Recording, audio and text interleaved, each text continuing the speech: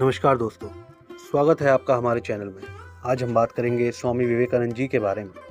स्वामी विवेकानंद भारतीय संत, विचारक और आध्यात्मिक गुरु थे, जिन्होंने भारतीय संस्कृति, अध्यात्म और योग को पश्चिमी दुनिया में प्रसारित किया।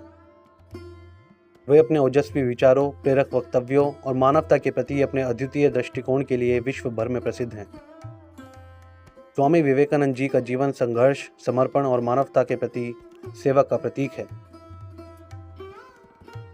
उनका वास्तविक नाम नरेंद्र नाथ दत्त था और वे रामकृष्ण परमहंस के प्रिय शिष्य थे। उनका योगदान न केवल भारतीय समाज के पुनर्जागरण में महत्वपूर्ण था, बल्कि उन्होंने विश्व भर में भारतीय संस्कृति और धर्म का गौरव भी बढ़ाया।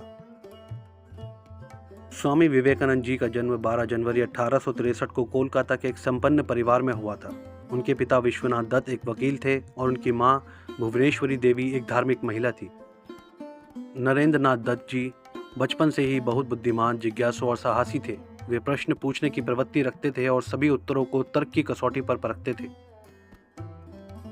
बचपन में ही वेद, पुराण और अन्य धार्मिक ग्रंथों के प्रति वे रुचि दिखाने लगे थे। नरेंद्र नाथ जी की शिक्षा का प्रारंभ एक अच्छे अंग्रेजी स्कूल से हुआ, जिसके बाद उन्होंने कोलकाता के प्रेसिडेंसी कॉलेज से स्नातक की पढ़ाई की।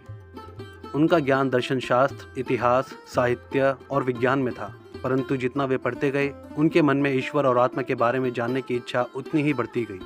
वे अक्सर प्रश्न पूछते, क्या आपने ईश्वर को देखा है? और इस प्रश्न का उत्तर पाने के लिए उन्होंने विभिन्न धार्मिक व्यक्तियों से मुलाकात की, लेकिन संतुष्टि नहीं मिली। उनकी आध्यात्मिक यात्रा का महत्वपूर्ण मोड़ तब आया जब वे दक्षिणेश्वर में रामकृष्ण परमहंस से मिले। रामकृष्ण परमहंस ने उन्हें बताया कि ईश्वर का अनुभव किया जा सकता है और वे खुद इसके साक्षात उदाहरण हैं। नरेंद्र नाथ जी को इस उत्तर ने गहराई से प्रभावित किया। धीरे धीरे वे रामकृष्ण परमहंस के शिष्य बन गए। रामकृष्ण परमहंस जी ने उन्हें ध्यान और योग के माध्यम से आत्मज्ञान की शिक्षा दी, उन्हें सेवा, प्रेम और त्याग का महत्व समझाया।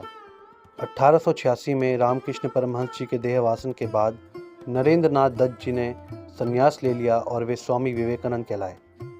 इसके बाद उन्होंने भारत के विभिन्न हिस्सों में यात्रा की और देश के धार्मिक, सामाजिक और आर्थिक स्थिति का अध्ययन किया। उन्होंने महसूस किया कि भारत को एक आध्यात्मिक पुनरुत्थान की आवश्यकता है और इसका उत्तर केवल भारतीय दर्शन और वेदांत में ही मिल सकता है। स्वामी विवेकानंद जी के जीवन की एक और महत्वपूर्ण घटना थी 1893 में अमेरिका के शिकागो में आयोजित विश्व धर्म महासभा यानी वर्ल्ड पार्लियामेंट ऑफ रिलीजन्स में भाग लेना। भारत की ओर से प्रतिनिधित्व करने के लिए उन्होंने सभा में अद्वितीय शैली में अपने भाषण की शुरुआत की, मेरे अमेरिकी भाइयों और बहनों से, जिसे सुनकर सभी लोगों ने तालियों की गड़गड़ाहट से उनका स्वागत किया। इस भाषण ने उन्हें रातों रात विश्व पटल पर प्रसिद्ध कर दिया। उन्होंने अपने भाषणों में वेदांत और भारतीय धर्म की सार्वभौमिकता, सहिष्णुता और मानवता के प्रति भारतीय दृष्टिकोण को प्रस्तुत किया। उनके विचारों ने पश्चिमी समाज में भारतीय संस्कृति और धर्म के प्रति गहरी रुचि पैदा की। शिकागो धर्म संसद के बाद स्वामी विवेकानंद जी ने अमेरिका और यूरोप में कई स्थानों पर भाषण दिए और भारतीय दर्शन के सिद्धांतों का प्रचार किया। उन्होंने योग और ध्यान की शिक्षा दी और भारतीय आध्यात्मिकता को पश्चिमी दुनिया के सामने रखा। उनकी शिक्षाओं ने पश्चिमी देशों में भारतीय योग और ध्यान के प्रति गहरी रुचि उत्पन्न की। स्वामी विवेकानंद जी का मानना था कि आध्यात्मिकता के साथ साथ समाज सेवा भी आवश्यक है। वे एक ऐसे संत थे जिन्होंने न केवल आत्मज्ञान पर बल दिया, बल्कि समाज में फैली गरीबी, अशिक्षा और अज्ञानता को मिटाने की कोशिश की। 1897 में उन्होंने रामकृष्ण मिशन की स्थापना की, जिसका उद्देश्य शिक्षा, स्वास्थ्य सेवा और समाज सेवा के माध्यम से मानवता की सेवा करना था। रामकृष्ण मिशन आज भी भारत और विश्व भर में शिक्षा और सेवा के क्षेत्र में महत्वपूर्ण योगदान दे रहा है। स्वामी विवेकानंद जी की शिक्षाएं मानवता, सेवा और भारतीय वेदांत के मूल सिद्धांतों पर आधारित थी। स्वामी विवेकानंद जी का मानना था कि प्रत्येक व्यक्ति में असीम शक्ति होती है। उन्होंने युवाओं को अपनी शक्तियों पर विश्वास करने और आत्मनिर्भर बनने का संदेश दिया।